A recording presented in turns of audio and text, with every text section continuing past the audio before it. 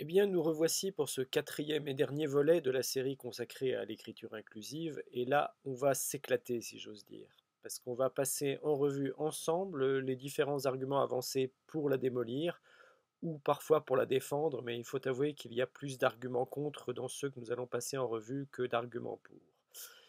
Êtes-vous prêt pour le sprint final, Sébastien? Je suis prêt.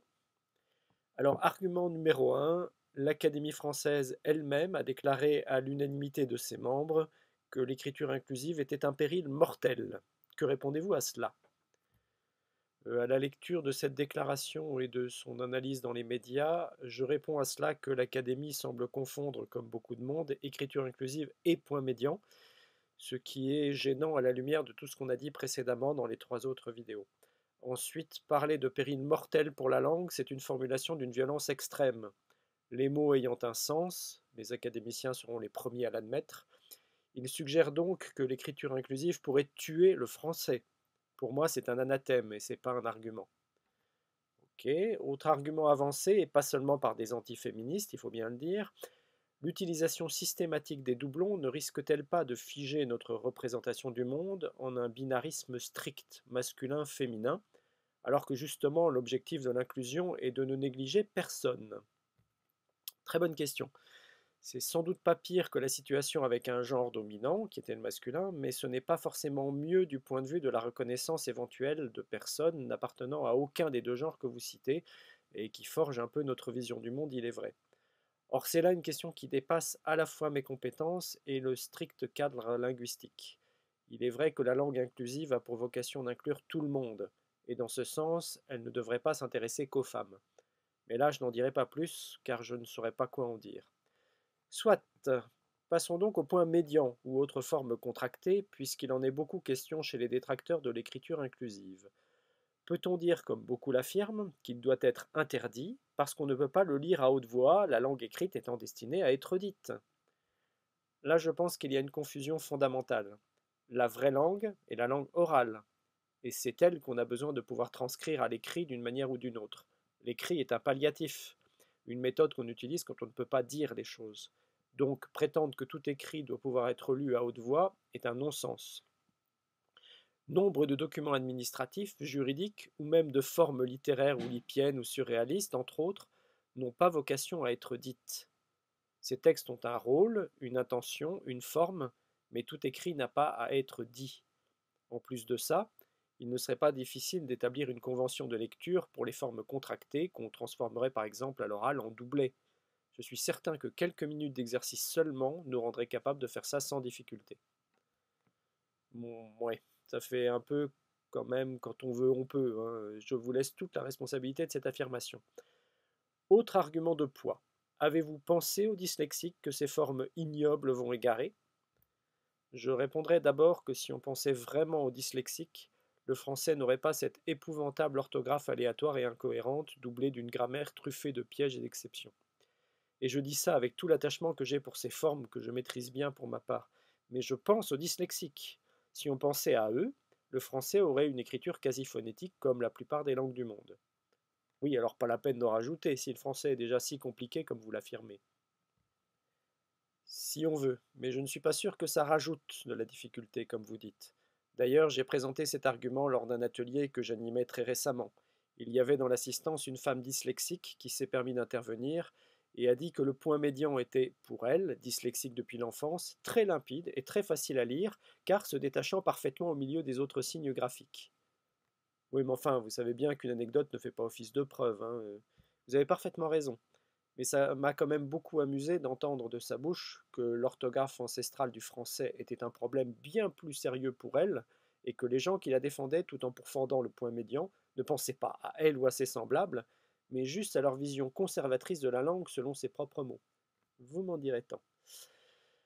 Pour rester sur ce point médian, n'est-il pas vrai que sa présence répétée ralentit la lecture? Non. Des études menées sur des lecteurs et lectrices qui découvraient des textes contenant des points médians ont montré que le temps de lecture silencieuse moyen était le même que dans le même texte sans point médian, passé une petite période d'apprentissage. En d'autres mots, la première fois ça surprend, et ensuite ça va tout seul. On dit aussi que ce serait une catastrophe pour l'apprentissage du français par les non-francophones. Là encore, il ne faut pas exagérer. Le français est une langue difficile sur bien des points, et je ne pense pas qu'une toute petite règle sur la fusion ponctuelle des genres la rendrait plus dure à apprendre. Tout au plus, ça permettrait aux locuteurs d'autres langues de voir que la langue française fait des efforts pour se rendre épicène. Que dire sinon de la double orthographe autorisée par l'Académie française depuis 1990? C'est pas une raison pour généraliser ce point médian, bien sûr. Je vous rejoins, c'est pas une raison. D'ailleurs, je ne vois pas trop de raisons de le généraliser, mais je réponds simplement objectivement à des arguments contre. Je ne fais pas sa promotion. D'ailleurs, je dirais volontiers aux partisans comme aux détracteurs du point médian, que ce soit pour l'employer sincèrement ou pour le dénigrer, faites-le bien. Pour commencer, mettez-le au bon endroit dans le mot.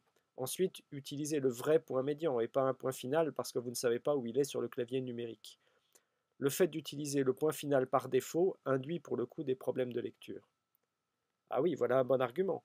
On ne devrait pas l'utiliser parce qu'il n'est pas prévu sur les claviers numériques de maintenant. En effet, même si on peut le trouver moyennant une combinaison de touches complexes sur PC, mais bon, peu de gens la connaissent. Je parie qu'il sera prévu très bientôt sur les futurs claviers, comme on a mis l'arrobase ou le sigle euro. On verra bien. En attendant, il faut apprendre à l'utiliser. J'ai vu passer récemment une pétition demandant à l'interdire et qui présentait en exergue des exemples délirants d'une fable de La Fontaine qu'on faisait passer pour de la vraie écriture inclusive. Je parlais de mauvaise foi tout au début de cette série de vidéos, ce cas pour moi en est un. Sauf si ces détracteurs imitaient justement des mauvaises utilisations par ses défenseurs. Pas impossible, mais j'en doute. Ok, alors sortons un peu du point médian qui, c'est vrai, concentre presque tous les mécontentements, et voyons un peu cet argument. N'y a-t-il pas des combats plus importants que de défendre l'écriture inclusive, et notamment par les féministes en ce qui concerne l'égalité homme-femme? Alors voilà une des questions que je déteste le plus au monde. N'y a-t-il pas combat plus important à mener? Il y a trois réponses possibles à mon avis. La première, c'est que quel que soit le combat que vous menez, il y en aura toujours au moins un qu'on pourrait qualifier de plus important. Poser la question ainsi, c'est une stratégie de disqualification de l'autre. La deuxième, c'est que l'être humain est heureusement conçu pour s'occuper de plusieurs choses en même temps. En tant que personne ayant de multiples fonctions, responsabilités et tâches, heureusement que je suis capable de m'occuper de plusieurs choses en même temps. Heureusement que tous les jours, je peux faire des petites et grandes choses sans en négliger. Les gens qui défendent l'écriture inclusive n'ont, à mon avis, pas que ça dans la vie. La troisième réponse, c'est que ce n'est pas forcément un combat.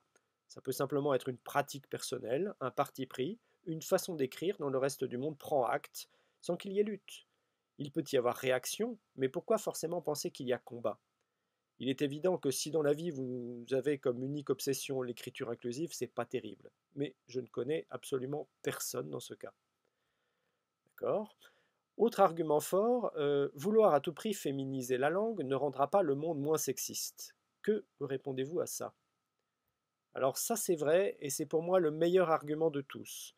Beaucoup de langues sans genre dominant sont parlées dans des pays où le sexisme peut être violent, où la place de la femme est loin de ce qui existe en France. Je compte faire une vidéo sur le sujet du sexisme dans la langue, bien précisément d'ailleurs. Affaire à suivre. La France est, on peut le dire, un des pays au monde les plus avancés en matière des droits des femmes. Alors évidemment, ça n'a pas toujours été le cas, loin de là. Oui, ça, vous nous l'avez assez répété. Oui, mais pour en revenir à la langue, nos avancées sociales en France ont précédé les changements dans la langue. La reféminisation des noms de métiers et fonctions a en quelque sorte ponctué, confirmé cette évolution. Mais alors pourquoi aller plus loin? Ah oui, pourquoi, hein? Le boulot est fait, dirait-on. Eh bien, voyez, j'aimerais être une femme pour pouvoir répondre à cette question. J'aimerais pouvoir ressentir le poids de l'histoire. J'aimerais un moment comprendre ce que ça fait d'entendre C'est bon, vous avez l'égalité, qu'est-ce que vous voulez de plus? J'aimerais sentir mon sexe disparaître dans la langue derrière un genre grammatical appartenant à un autre sexe qui m'a dominé pendant des siècles, juste pour voir. Quel rapport avec la langue? Un rapport diffus et complet à la fois. La société n'est pas une succession de cases, d'éléments indépendants les uns des autres. Tout est intriqué.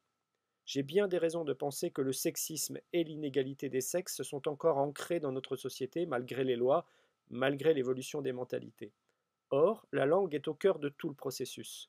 C'est par elle que nous décrivons et comprenons le monde. À défaut de promouvoir l'écriture inclusive, je peux au moins en accepter pleinement et sans réserve la motivation. C'est un peu paradoxal. Vous dites d'abord que le rapport entre le sexisme dans la langue et le sexisme dans nos sociétés n'est pas établi, mais vous venez en quelque sorte d'affirmer le contraire. Peut-être, je me suis un peu emporté. Mais ce n'est pas parce qu'il y a pire ailleurs qu'on doit tout accepter chez soi. Pour en revenir à la langue, il est probablement faux de penser que féminiser la langue rendrait la société moins sexiste. C'est une idée tentante, mais l'usage ne change pas le monde, c'est plutôt le contraire. C'est plutôt le monde qui change l'usage. Et c'est pour ça que l'écriture inclusive a une chance de s'imposer en français, parce que le monde a changé depuis 400 ans en faveur des femmes en France. Pour moi, c'est beaucoup plus important de maintenir et de défendre les droits des femmes que de lutter pour ou contre un point entre deux lettres d'un même mot. L'usage suivra. C'est pas une manière de botter en touche sur le sujet de l'écriture inclusive? C'est une manière surtout de dire zut au sexisme et vive la liberté linguistique d'une langue qu'on aime. D'accord. Pour en terminer bientôt avec les arguments, que pensez-vous de celui qui dit que cette écriture inclusive est le fruit d'une idéologie excessive portée par des ultra-féministes enragés? Bien vu. J'en dis que quand on veut tuer son chien, on dit qu'il a la rage, hein, vous connaissez l'expression. C'est encore une formule disqualifiante. Si on croit que vos adversaires sont enragés, c'est vous qui paraissez modéré, et donc c'est vous qui avez raison. Les enragés présumés ont toujours tort. Regardez ce qu'on dit des LGBT, des végans, des écologistes, des anticapitalistes, des antiracistes notamment. Pour leurs adversaires, ce sont tous des enragés sans exception et sans nuance. Pour moi, de tels arguments sont strictement politiques, pas linguistiques. Vous pensez encore au siècle précédent en disant ça? Un peu. Ce qui a été fait à la langue a été fait dans la société. Il n'y avait pas forcément au XVIIe et XVIIIe siècle une volonté générale de rendre la langue sexiste, mais il y a eu une volonté de rendre les femmes invisibles, de les reléguer au second plan dans des domaines aussi variés que les sciences, la philosophie, les arts, la littérature, etc., pour des raisons essentiellement religieuses. Aujourd'hui, le poids du sexisme et le poids du patriarcat historique ne sont pas contestables. Les femmes ont les mêmes droits que les hommes en France depuis le XVIIe siècle, croyez-vous? Alors, je vais me répéter, mais si on date le droit de vote, le droit de posséder un compte en banque, le droit de ne pas porter le nom de leur mari, le droit de travailler sans consentement de leur mari, le droit à l'IVG, n'importe quel droit en vérité, on se rend compte qu'il n'y a pas plus jeune que l'égalité théorique des droits dans la société. Si je mets de côté les sujets qui restent très problématiques, en particulier les violences faites aux femmes, et qu'on regarde strictement la question de la langue, les règles grammaticales héritées de l'époque glorieuse de la domination masculine sont toujours là et représentent symboliquement les résidus du patriarcat. Ce n'est pas un point de vue idéologique, c'est un fait linguistiquement historique. Vous allez un peu loin quand même, hein. On a assez dit dans nos discussions que la langue et son usage menaient sa propre vie au milieu de tout ça. Oui, et on a raison de le dire. La société du XVIIe siècle aurait pu être tout aussi misogyne en conservant la règle de proximité ou les féminins de tous les noms. Les conserver n'aurait pas amélioré la condition des femmes, c'est ce que je dis en affirmant que la langue n'est pas sexiste, seuls les gens le sont. C'est pourquoi je pense que les hommes, je veux dire exclusivement les mâles en l'occurrence, ont ajouté l'humiliation linguistique à l'humiliation sociale.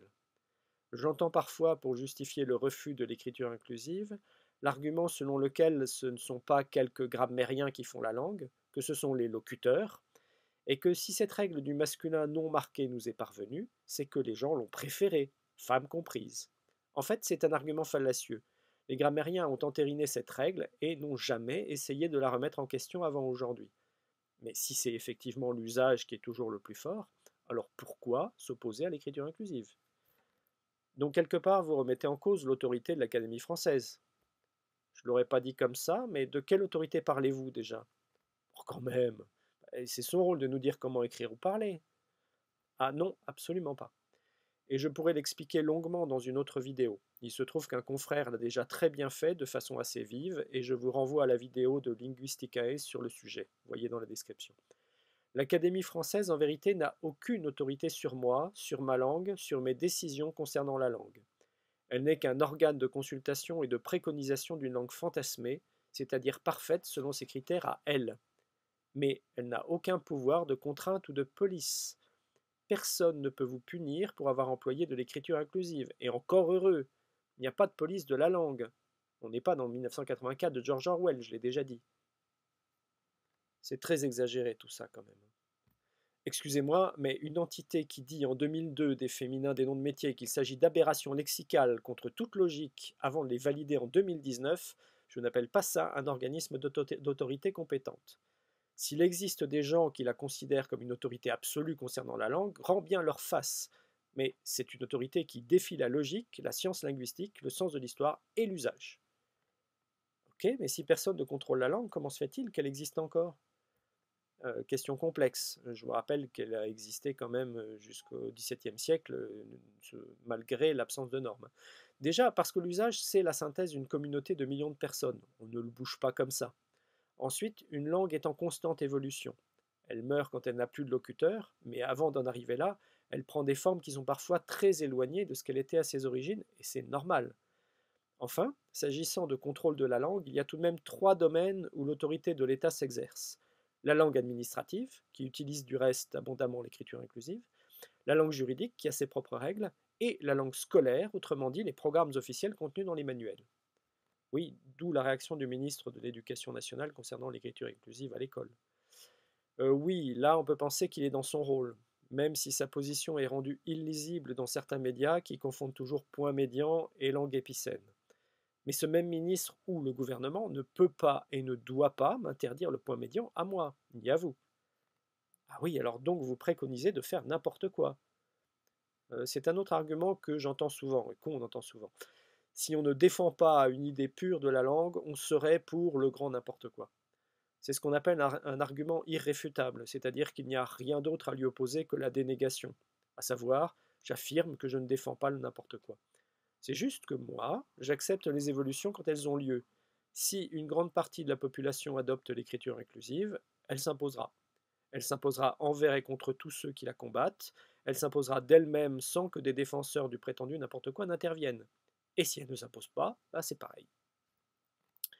Mais quelle est votre véritable position personnelle quant à l'écriture inclusive alors? La vôtre, hein, vraiment la vôtre, pas un résultat d'analyse de ce que nous venons de dire. Ma position est premièrement qu'il m'arrive d'utiliser certaines des techniques de la langue épicène quand je le juge utile et pertinent, sans me soucier du jugement d'autrui ni le craindre. Deuxièmement, j'accepte que d'autres personnes s'en servent, y compris avec des formes que je ne préconise pas ni n'emploie moi-même. N'est-ce pas une manière de baisser les bras face au barbarisme? Si ça vous fait plaisir de le penser. Ou que non, ça ne me fait pas plaisir. Mais en tout cas, c'est ce que vous semblez suggérer. Tout dépend de ce que vous appelez baisser les bras. De quelle façon attendez-vous de moi que je lutte contre les barbarismes? En sanctionnant les contrevenants à la grammaire, en les insultant publiquement, en portant plainte contre eux? N'exagérez pas non plus, on a le droit de ne pas les utiliser. C'est juste. Alors donc, troisièmement, j'accepte et je conçois que des gens n'utilisent pas du tout la langue inclusive. Je combats le sexisme des gens, mais pas leur façon de parler. Et donc, quatrièmement, vous acceptez que des gens la combattent. Oui, à condition que ce soit avec des arguments cohérents et recevables, sinon je me dispute. Ceci dit, l'usage mettra tout le monde d'accord. À titre de comparaison, mettons qu'une grande majorité de francophones décident d'utiliser durablement la conjonction malgré que. Qu'est-ce que je dois faire? Hurler que c'est pas français, refuser cette évolution, ou bien simplement en prendre acte sans m'obliger à m'y soumettre? Ma position globale est la suivante. Je ne suis pas obligé d'accepter tous les changements dans la langue, mais je ne peux en refuser aucun. Autrement dit, je n'utiliserai pas malgré que, je pense, encore que, on ne sait jamais, mais je n'essaierai pas d'empêcher les autres de le faire. Et n'est-ce pas ça le péril mortel dont parle l'Académie française, justement? Je ne sais pas, hein, j'attends qu'elle clarifie sa pensée sur ce point précis. Pour moi, le péril mortel qui guette une langue, c'est son fixisme. Si une élite pense qu'il faut figer la langue et punir ceux qui s'en écartent, c'est là que cette langue mourra, vaincue par celles et ceux qui pensaient la défendre. J'évoquais plutôt cette pétition mal ficelée qui demande explicitement que l'apprentissage du français soit directement placé sous l'autorité de l'Académie française. Comme péril mortel, je pense qu'on en tient là un beau haut. En conclusion, je sais ce que vous allez nous dire, la langue vous appartient, blablabla, faites comme vous voulez, blablabla. Oui, tout à fait.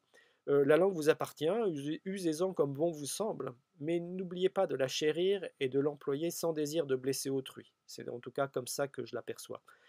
N'ayez pas peur de l'écriture inclusive, N'ayez pas peur non plus, malgré tout ce que j'ai pu dire, de la vieille grammaire qui est sans doute moins sexiste que certains hommes qui l'ont écrite autrefois.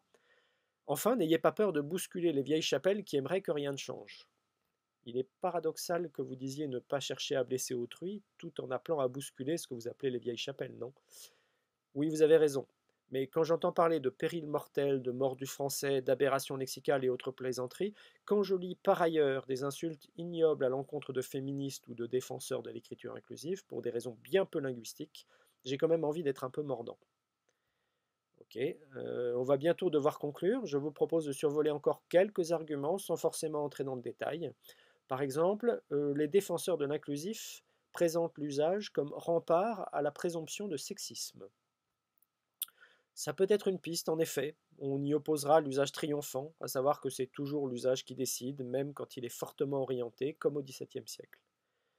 Il y a derrière tout ça sans doute la tentation de politiser la langue. N'est-ce pas le risque? C'est déjà le cas, en fait. La féminisation du langage est une question politique, violemment débattue, génératrice de tensions très fortes. Les changements radicaux du XVIIe siècle étaient politiques. Militer pour ou contre l'écriture inclusive, c'est politique. Je l'ai déjà dit, ça ne m'empêche pas de la pratiquer ou de l'ignorer sans arrière-pensée hors de toute intention politique. Sachez qu'au Canada, on place dans le débat politico-linguistique la prise en compte de la transsexualité. Pour Gabrielle Bouchard, ancienne présidente de la Fédération des femmes du Québec, utiliser le pronom désiré par une personne, c'est une question de respect en premier lieu. Je la cite. Respecter l'accord, utiliser le bon pronom en parlant à une personne, pour moi, c'est temporaire. Pour ces personnes, elles vivent avec ça tout le temps. Si je prononce mal ton prénom, tu n'aimeras pas ça, tu vas me reprendre. C'est pareil pour les personnes trans. Mais en France, cette question est très peu posée. Elle ne l'est pas en apparence, mais j'ai été surpris d'apprendre qu'elle se pose chez des adolescents et que beaucoup de jeunes pratiquent la langue inclusive quand ils ne sont pas sûrs du sexe de leur interlocuteur ou tristes, par respect. Donc ces jeunes se posent ces questions que nous ne nous posions pas. La société change comme elle l'a toujours fait. La langue appartient aussi aux générations qui viennent. Et donc selon vous, doit-on ou peut-on réimposer le féminin de la même façon qu'on l'a effacé? Alors, il n'a pas été effacé, hein, on l'a assez dit, mais bon. Je crois d'abord à la notion de respect des personnes. Si les femmes sont respectées comme elles le méritent, la question politique de l'écriture inclusive ne se pose plus.